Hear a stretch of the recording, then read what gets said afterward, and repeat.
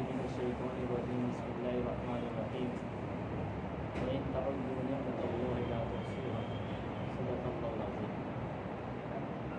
میرے محترم دوستو، بزرگ اور عزیز ساتھیو، اللہ رب العزت کا بھی کیا کرم ہے، احسان ہے کہ اللہ رب العزت نے ہمیں دین کے ساتھ نسبت عطا فرمائی۔ کسی بھی چیز کے ساتھ نسبت کا مل جانا بڑی چیز ہوتی ہے۔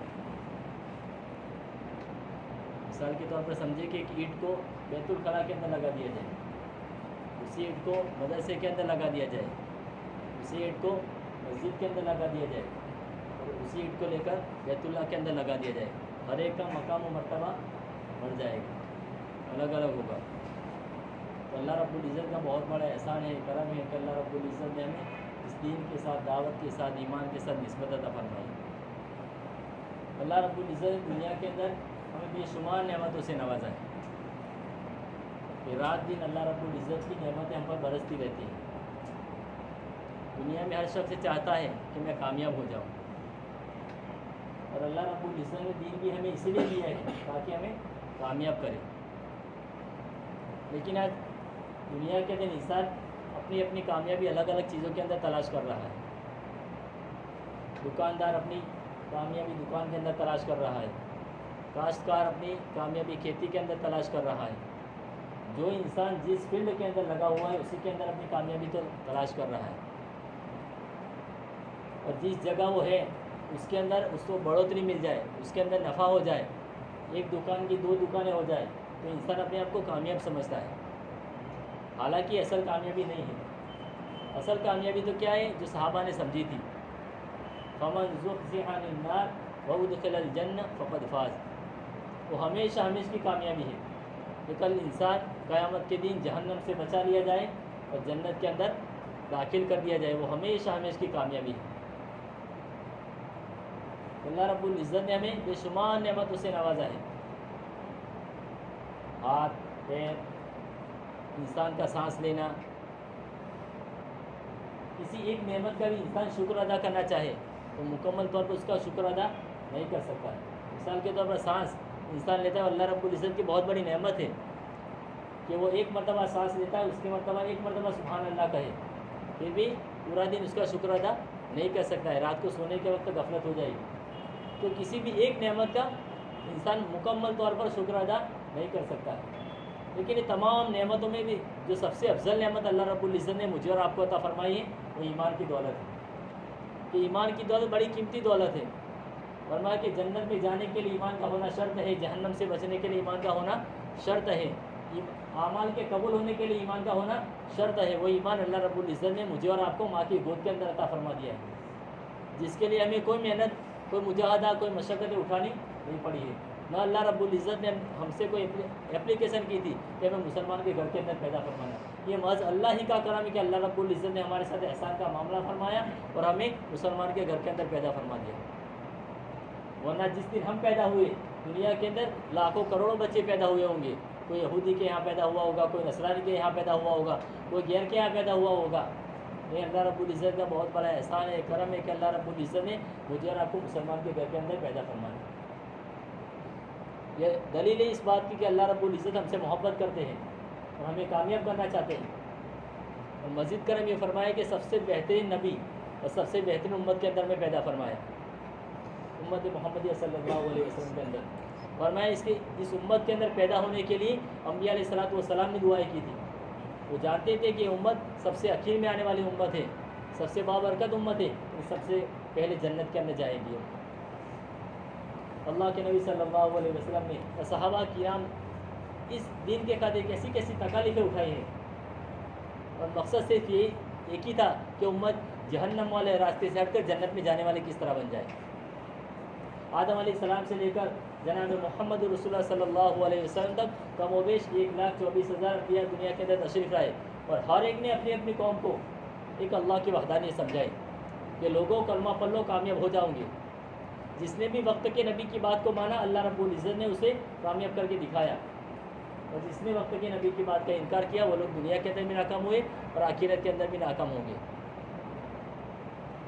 اللہ رب العزت نے مجھے اور آپ کو دنیا کے اندر مختصر سی زندگی لے کر بھیجا ہے، اور وہ زندگی 60 70 یا 80 سال کی زندگی ہے۔ کہ اللہ کے نبی صلی اللہ علیہ وسلم فرمایا کہ میری امت کی عمریں 60 اور 70 کے درمیان میں ہوگی، لیکن یہ جو 60-70 سال کی زندگی ہے اس زندگی کے اوپر محنت کر کے ہمیں وہ ہمیشہ جو بعد میں آنے والی زندگی ہے اس کو بنانا ہے۔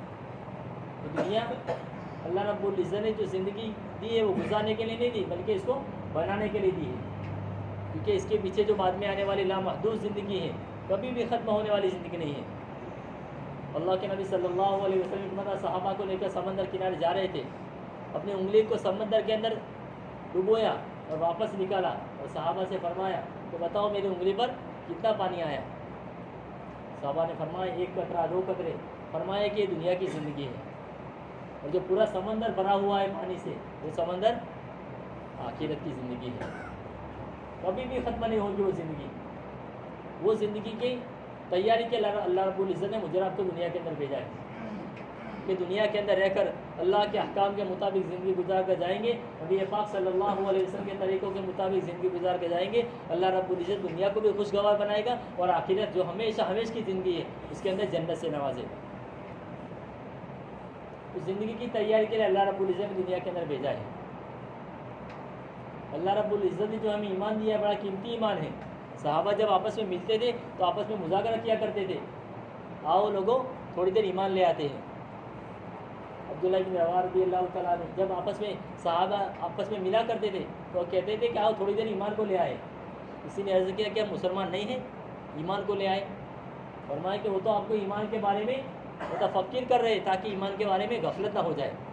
اسی لیے اللہ نے کلام پاک میں اس کو دعوت دی، یا ایھا الناس یا ایھا الذین آمنوا آمنوا، اے مسلمانوں اے ایمان والو ایمان لے آؤ۔ اور ایمان مطلوب کیسا ہے؟ وہ ایمان جیسا کہ کما آمن الناس، جیسا کہ صحابہ ایمان لائے۔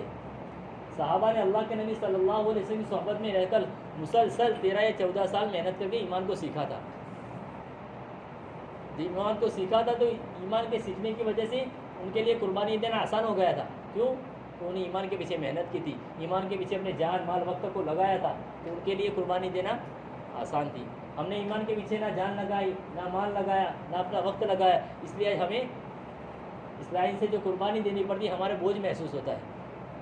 حالانکہ اللہ کے نبی صلی اللہ علیہ وسلم کی صحبت میں رہ کے صحابہ نے وہ ایمان بنایا تھا۔ حضرت عمر رضی اللہ تعالیٰ فرماتے ہیں کہ اگر یہ اعلان ہو جائے کہ تمام کے تمام لوگ جہنمی ہیں، صرف ایک آدمی جنت میں جائے گا، تو مجھے یقین ہے کہ وہ ایک آدمی میں ہوں گا۔ اتنا ایمان کا پاور تھا اور ایسی ایمان کے پیچھے محنت کی تھی، اور اللہ سے خوف کتنا تھا کہ اگر یہ اعلان ہو جائے کہ سارے کے سارے لوگ جنت میں جائیں گے، صرف ایک آدمی جہنم میں جائے گا، تو اس بات کا بھی ان کو یقین تھا کہ وہ جہنمی آدمی میں ہوں گا۔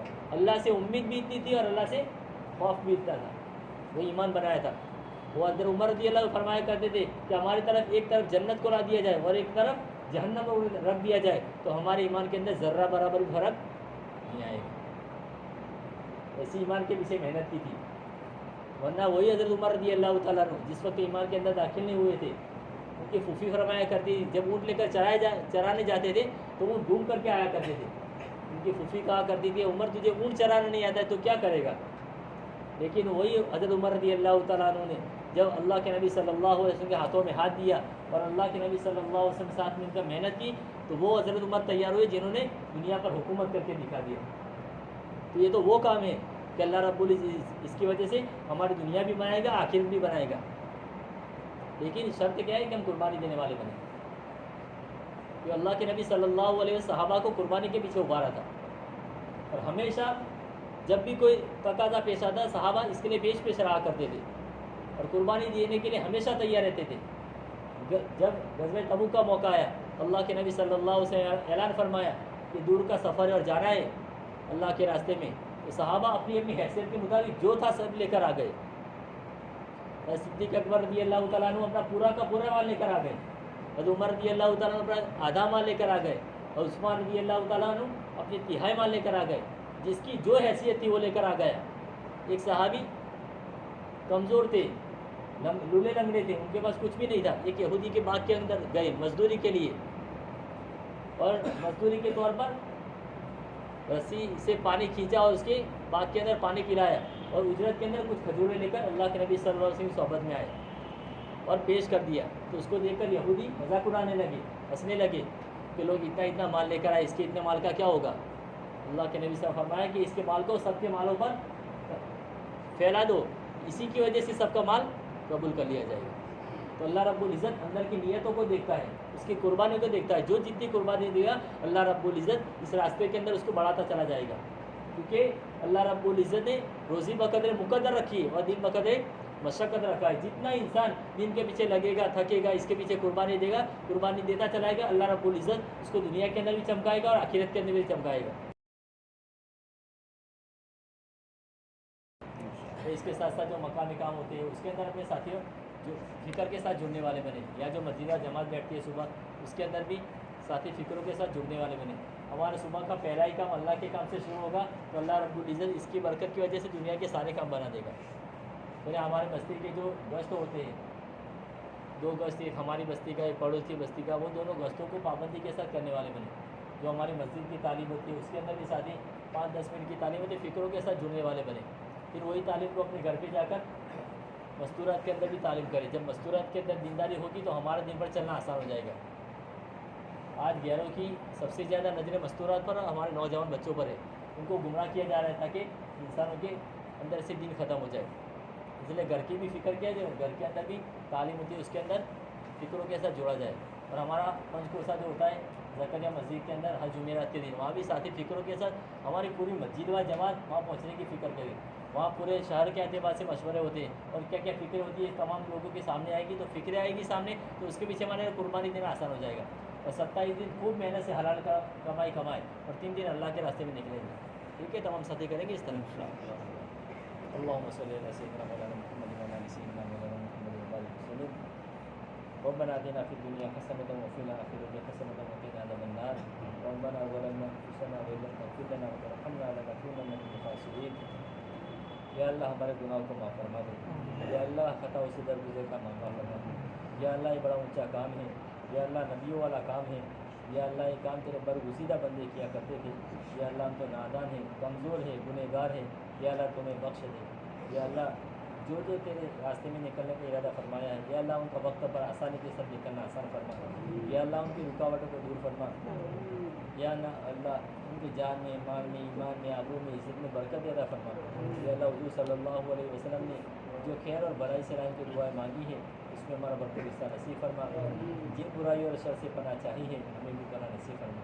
ہماری دعاؤں کو محض اپنے فضل و کرم سے جناب نبی کریم صلی اللہ علیہ وسلم سے قبول فرما۔ جزا اللہ علیہ محمد صلی اللہ علیہ وسلم۔ سبحان ربک رب العزۃ عما یصفون وسلام علی المرسلین۔